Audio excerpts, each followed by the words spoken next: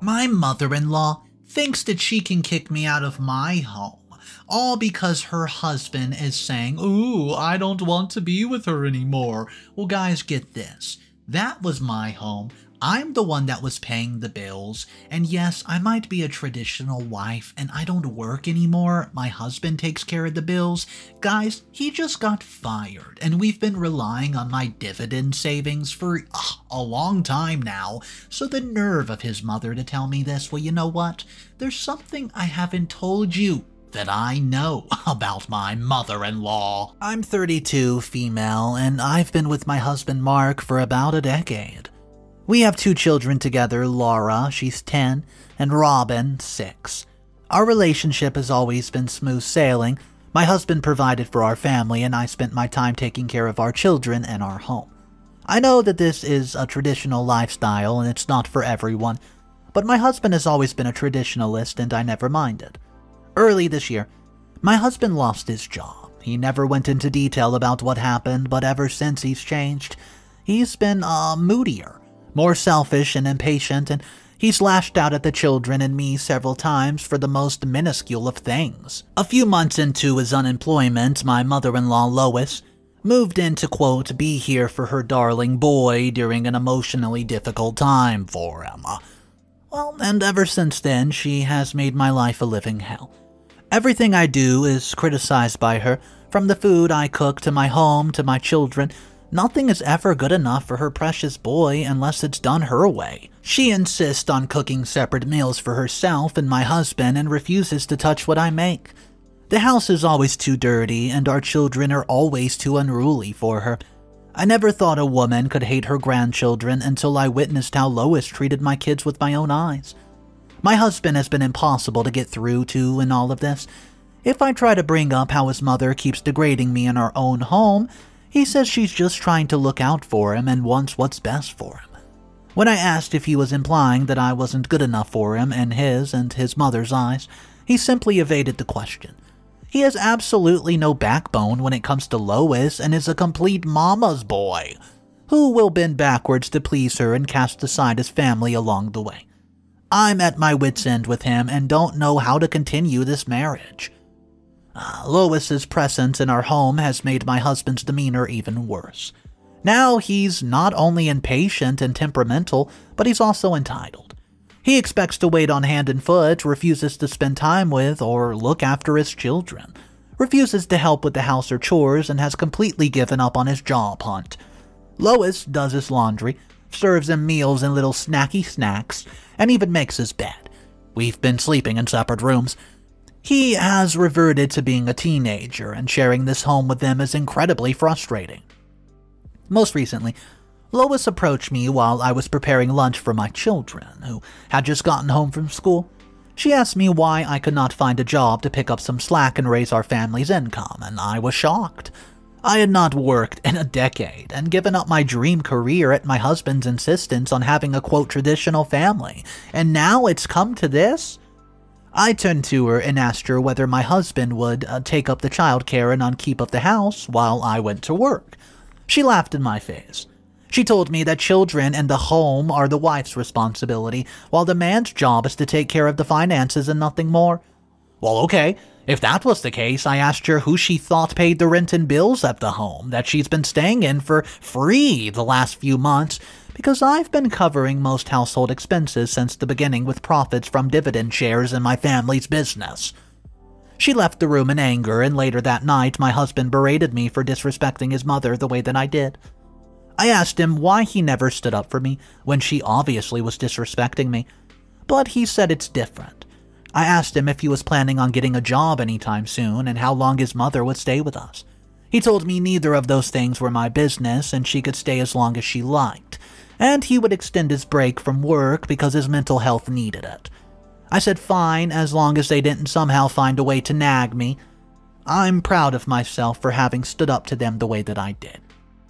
But something seems to have changed in our household ever since. Both of them have been colder towards me and our children. My husband acts less like a father and more like someone who happens to be living in the same house as a couple of strangers.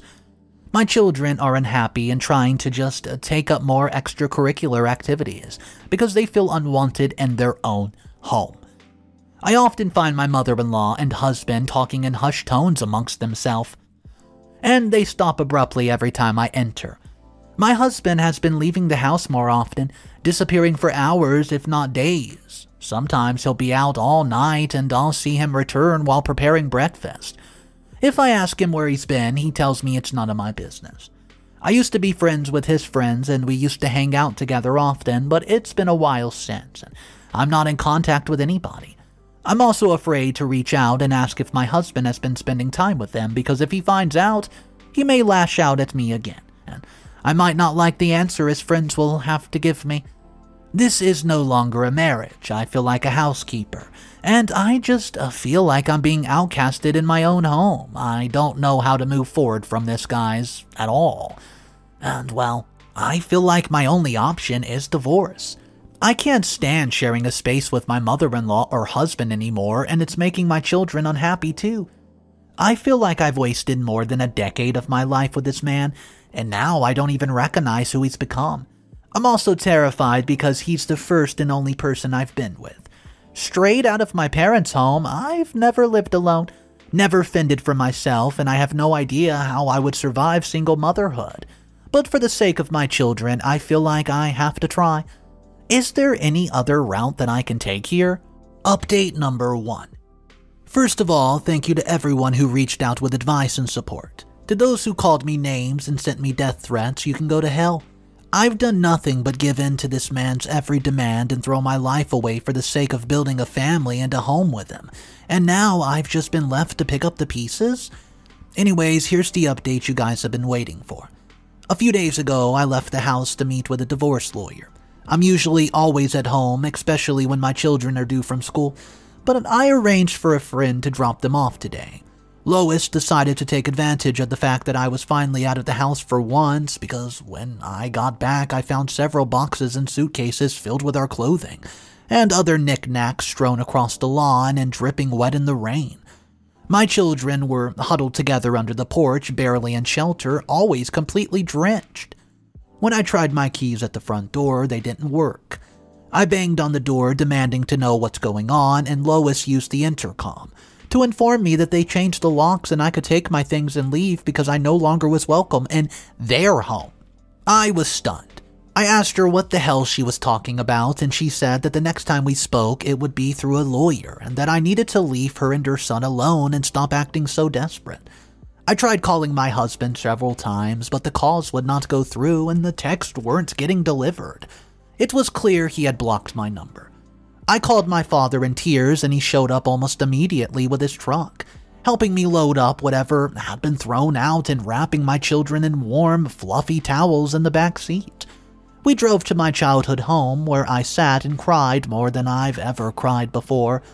I think decades of pain and unhappiness were finally being unleashed, and I fell asleep like that and woke up to my mother gently shaking me and insisting I get some food into my system. We spoke to the divorce lawyer again, and he assured me that I could get all of my stuff still in the house, including some expensive jewelry and all my important documents that Lois had cleverly not thrown into the rain. It was close to midnight when a neighbor finally reached out to me. Apparently, Lois had gone around the neighborhood telling anybody who, was witnessing the drama that I've been up to no good and was not living up to my commitment of being a wife. So, my husband had finally moved on and asked me to leave. After some research, I realized he had finally gotten a high-paying job at a new company, the same one that the lady who moved into my home today worked at in HR. It didn't take too much to put 2 and 2 together.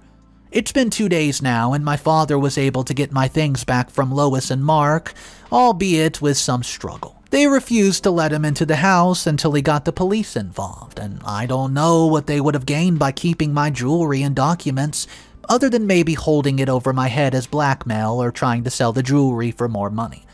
My children are much happier in my parents' home, and they're constantly pampered and showered with love and affection, and I'm happy they've adjusted so quickly and put the terrible experience behind them. My sadness is long gone. I'm now fueled by anger and an unrelenting hatred towards the two of them. I don't think that they ever understood the extent to which I contributed to their lifestyle, and I can't wait to tear it apart and watch them fall from grace, knowing that I was behind it the entire time. I don't know what kind of high they're riding from to think that they could mistreat me and my children to this extent, but all I can say is that they deserve whatever comes next. Update number 2. Hey everyone, I know a lot of people were concerned in the comments of my last update, and I need to clarify that I have no intention of hurting anybody in any way. Mark and his mother do not realize the extent to which my family's influence is intermingled with their lives and how easy it's made things for them. Today, I reached out to the landlord of the home I lived in. I informed him that I was no longer a resident there and that my husband and I had separated. He was charging us rent that was far below market rate because he's a close friend of the family.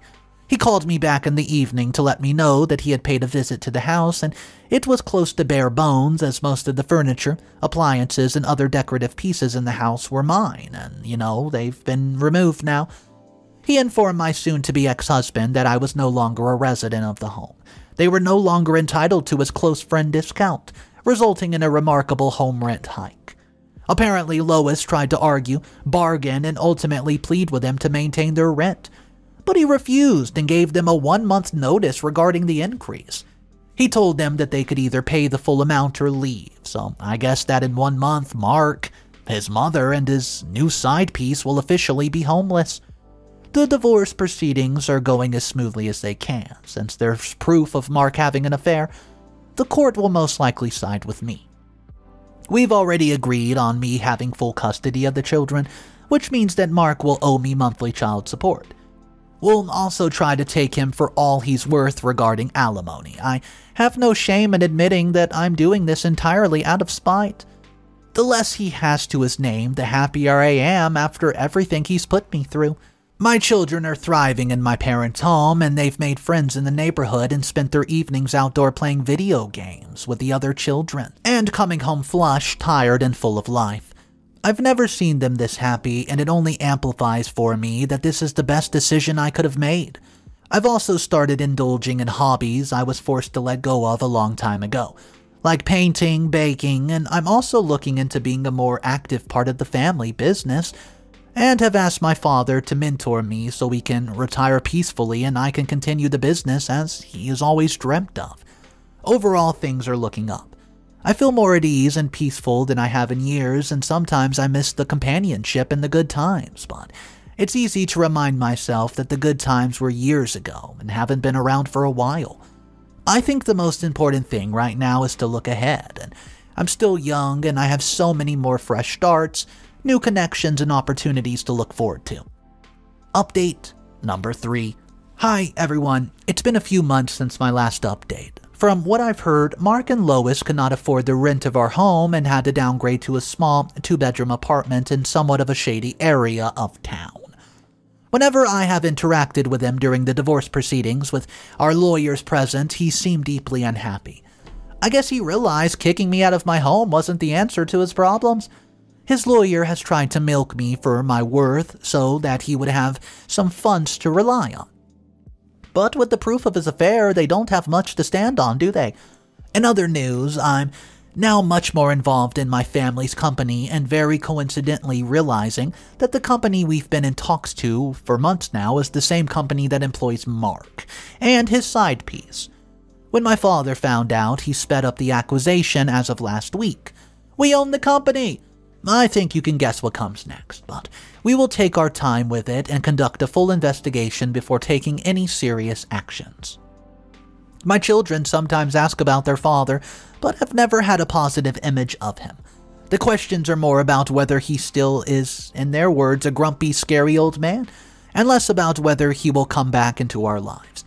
They adore my parents and love being around them and have told me that they prefer Granny over the other evil witch, aka Lois. I wish they didn't have such negative, bitter influences on them so early in life, but I hope I manage to get them out in a time and it doesn't affect them in the long run. I'm still slightly shocked at how easily Mark gave in to me taking full custody of our children. It seems as though he never wanted them or had any interest in them, and I feel sorry that they've had to spend so many years around someone who might have made them feel unwanted. But as I said before, the only thing we can do now is look forward to the future. Here's to wishing nothing but positivity and growth for my children and being rid of Lois for good. Update number 4. Hi again, my children and I are doing very well. It's been almost a year since we were kicked out of the family home. Their grades have improved, their social lives are thriving, and I'm happy to see them bloom in an environment that allows it. After we've acquired the company that Mark worked at, we began a thorough investigation into the workplace relationships, not just between Mark and his partner, but among all the company employees. Within the next few weeks, Mark, his side piece, and another couple were fired and are being sued with proof for workplace sexual misconduct. The fact that this was entirely based on a coincidence is remarkable, but I won't lie, the taste of revenge sure is sweet. I know some people in the comments asked if the company's accusation was part of some skewed revenge plot, but that was never the case. As I mentioned earlier, it was a complete coincidence about our company had already been in talks with them for a few months prior to Mark being hired there. I'm just lucky enough to have it and work out in my favor. I would not have gone that far out of my way to exact my revenge on Mark. After the way that man's treated me, I don't think I would want to waste any more of my life or energy on him. As of yesterday, I got the news that Mark's side piece, who was unhappy with their new living situation at constant war with Lois, and finally lost her job at his expense, became delusioned with him and left. I guess some things are just, well, not built to last. I don't know if Mark is aware that my company's behind the accusation that cost him his job, and honestly, I don't care. I don't need him to know that I'm behind everything going wrong for him right now. I'm just glad that I'm no longer a part of his life. Going down with him? Additionally, I have been back in touch with my previous landlord who informed me that our old family home was now up for sale. For sentimental reasons, since my children grew up there and loved the house, we're now considering purchasing it. It would be a big step, but it would also be something permanent. I would often bring my children to my parents' home so they could still hang out with their friends in the evening and be pampered by their grandparents whenever they needed it. We'll see how it goes. It still just needs a little more thinking about, but it's definitely something that we're sitting on. Anyways, that's all. Thank you for the support and following along with me on this harrowing but fruitful journey. Your advice and kind words have meant a lot. Final update. I honestly did not think I'd be updating you guys again, but I felt like this one was needed. A few weeks ago, I got a call from Mark, and I was confused because we've been communicating solely through our lawyers for the last year, and our divorce has gone through, so we really have nothing left to communicate with one another about, although his alimony and child support are still pending. Ironically enough, he wanted to meet because he missed me and wanted me back. I laughed in his face and asked if he would run out of money, and he had. His mother had gotten tired of coddling him and realized he wasn't going to land on his feet if she continued to wait on him hand and foot. Something I've tried to get through to her for a long time, but was told off for. She left and moved back into her own home, forcing Mark to look after himself. With her gone, he realized that he spent the last decade fully depending on me and could barely even manage to do his laundry. I think he was hoping for the easy way out by asking me to come back. Maybe he hoped that I still loved him and wanted our family back together and would drop everything to go save him. Maybe he thought he still held some kind of sway over me. Whatever he hoped for wasn't there, and I told him we were divorced and that it was going to stay that way. That he put me through hell and now he deserved to go through it himself. I also asked him not to contact me again unless it was directly related to the payments I was expecting from him, and even that would be through our lawyers. Then I hung up on him. I don't know how, but he's begging me for it to return to him and give him some closure that I didn't realize I needed to do. It was a sudden acknowledgement of how far I've come in the last, year without him. And I broke down because I'm genuinely so proud of myself and how I managed to get back on my feet. My children and I have moved back into the home we once got kicked out of. We own it. We redecorated it together and they got to do their room from scratch, painting the walls and everything, and it's been a lot of fun. We've also adopted a puppy called Scruff, which we could never do when their father was in the picture because he hated animals. The kids adore Scruff and do their best to take care of him. They walk him, they feed him, and are even trying to teach him tricks. I'm closer to my parents than ever. I think Mark isolated me from them and my friends for a long time without me realizing it. I've slowly built my social circle back up, and I'm now out almost every weekend, hanging out with old and new friends. I get to go to my children's events at school as well as their extracurriculars. I've watched them participate in sports competitions and plays, and I'm happier and more fulfilled than I've been in years. I've even gone to a few dates and have felt so confident and proud. And most importantly, I feel young again. I don't know how or when I allowed Mark to take so much away from me, but I'm slowly gaining it all back one day at a time, and I'm grateful that I still can.